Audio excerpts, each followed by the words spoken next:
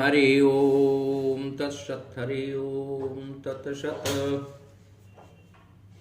अयोध्या स्थित काल पुरालय में श्रोताओं का हार्दिक स्वागत है। आज कुछ विशिष्ट विषय को लेकर हम आपके बीच में उपस्थित हो रहे हैं। नदियां जल की प्राकृतिक स्रोत हैं और उनका जल स्वास्थ्य हितवर्धक होता है। उनके जल से लाई हुई मिट्टी उपजाऊ होती है और चूंकि उनका जल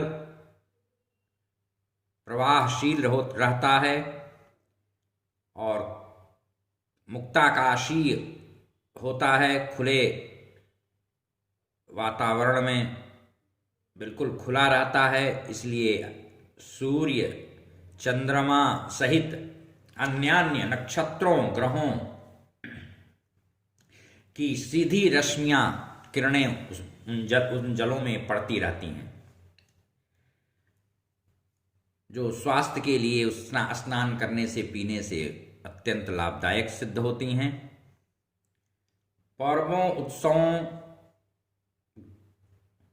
विशेष में विशेष ग्रह नक्षत्रों की युति होती है, जिसके कारण नदियों का वह जल और भी अधिक विशिष्ट हो जाता है।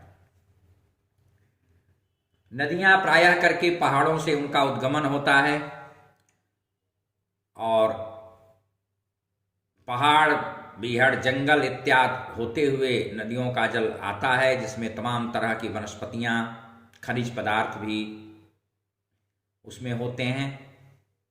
जगह जगह की मिट्टियों का अलग अलग प्रभाव उसमें होता है।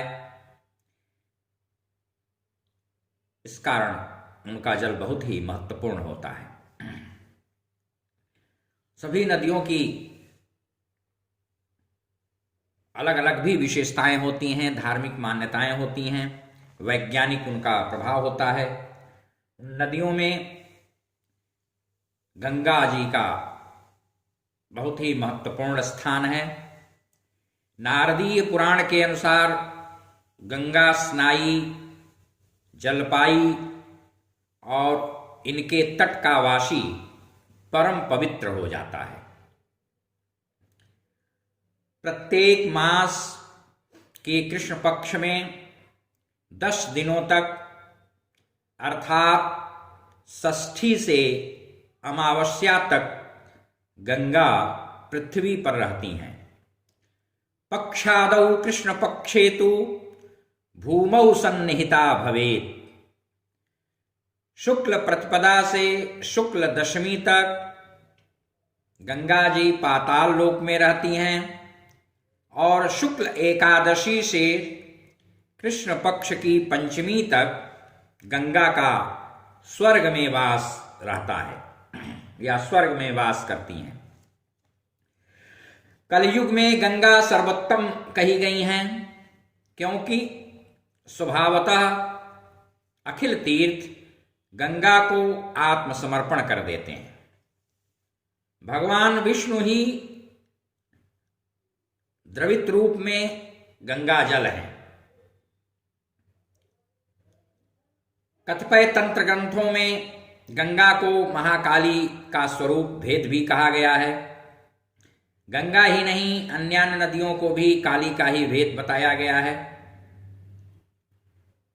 और उनमें अमित गुणकारी औषधीय गुण होता है, स्वास्थ्य वर्धक गुण होता है। इसलिए गंगा जल और तुलसी कभी वासी नहीं होती। पूजा पाठ में हमेशा इनका उपयोग किया जा सकता है, वर्ज्य नहीं है।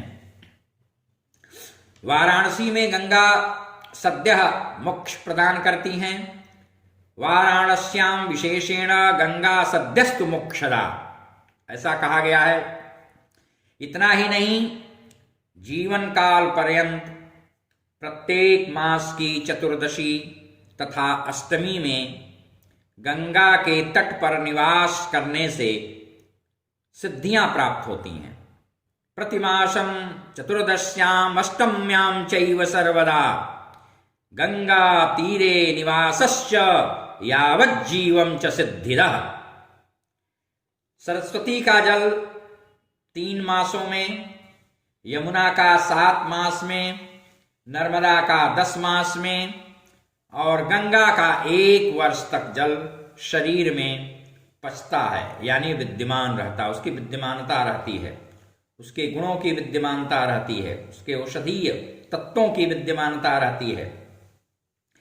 गंगा में अस्थि प्रक्षेप करने से उस जीव की भी सद्गति होती है जिसका श्राद्ध विधि पूर्वक नहीं किया जा सका है। पवित्र गोमूत्र के पान से, यज्ञ शिष्ट हवि के आहार से भी सूर्य संतप्त गंगा जल का पान उत्तम होता है। गंगा जल में स्नान पान करने वाला मनुष्य 7 नीचे की पीढ़ियों को, 7 ऊपर की पीढ़ियों को और उनसे भी ऊपर की पीढ़ियों को पवित्र करता है। राजा भगीरथ ने अपने पुरखों के उद्धार के लिए, कई पीढ़ियों तक के पुरखों के उद्धार के लिए गहन कठोर तपस्या करके गंगा को इस धराधाम पर अवतरित किया था। तीनों संध्याओं में गंगा में स्नान, तर्पण, संध्या, गायत्री जप अश्वमेध के समान फलप्रद है। सूर्य के उत्तरायण होने पर गंगा स्नान का विशेष फलदायी महत्व है। संक्रांति में सूर्य के तुला मेष राशि में, माघ कार्तिक में, वैशाख में, अक्षय तिथि में, श्रवण नक्षत्र युक्त द्वादशी में, पुण्य युक्त अष्टमी में, आर्द्रा युक्त चतुर्दशी में, वैशाख, कार्तिक तथा माघ की पूर्णिमा में गंगा स्नान पुण्यदायी कहा गया है। अमावस्या, कृष्णाष्टमी, माघ कृष्ण पक्ष की अष्टमी, माघी अमावस्या में सूर्य के आधा उदय होने पर अर्धोदय योग होता है और आधा से कम उदय होने पर महोदय योग कहा जाता है। इसमें गंगा जल में स्नान करना ग्रहण से भी अधिक फलवान होता है, फलदायक होता है। माघ कृष्ण चतुर्दशी में व्यतिपात योग और कृष्णाष्टमी में वैधृत योग का होना अत्यंत दुर्लभ है। इनमें भी गंगा स्नान महापुण्यप्रद है। माघ में अरुणोदय काल का स्नान श्रेष्ठ होता है। दोनों ग्रहण, वारुण नक्षत्र यानी शतभिखा से युक्त चैत्र कृष्ण त्रयोदशी का स्नान भी बहुत ही महत्वपूर्ण है। ज्येष्ठ मास मंगल दिन, शुक्ल पक्ष, दशमी तिथि तथा हस्त नक्षत्र में गंगा का इस मृत्युलोक में, इस धराधाम पर अवतरण हुआ था। गोविंद द्वादशी, कुरुक्षेत्र, काशी, विंध्य समीपवर्तिनी, प्रयाग, गंगा सागर, गंगा द्वार, कुशावर्त, कनखल, इन जगहों पर गंगा में स्नान करना परम पुण्यप्रद कहा गया है। इस तरह से और भी कुछ विशिष्ट स्थल बताए गए हैं जहां पर स्नान दान का अतिशय महत्व है। जैसा कि आप लोग जानते हैं, स्थान प्रधानम न तो बल प्रधानम, स्थान की भी विशेषता होती है, प्रधानता होती है। जहां सरयू गंगा का संगम होता है उसे वेणी राज्य तीर्थ कहा गया है। नारदीय पुराण में कहा गया है कि विष्णु के चरण प्रक्षालन से गंगा की और उनके मन से सरयू की उत्पत्ति हुई है। सरयू में रुद्र तथा विष्णु की आराधना करने से मोक्ष लाभ होता है और स्नान से 5 अश्वमेध का फल प्राप्त होता है। जिनकी अपमृत्यु हो गई हो उनके वंशज काली तिल, और गंगा जल से तर्पण कर दें तो वे मुक्त हो जाएंगे। गंगा के तट की मिट्टी भी परम पवित्र होती है। गंगा में नाभि पर्यंत जल में खड़ा होकर भक्ति पूर्वक विष्णु के अष्टाक्षर नाम मंत्र के जप से सिद्धियां प्राप्त होती हैं।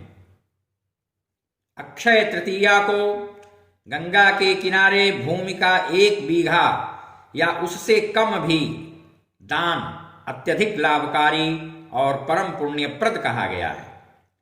गंगा के किनारे वृक्षों का रोपण विशेष फलदायी होता है।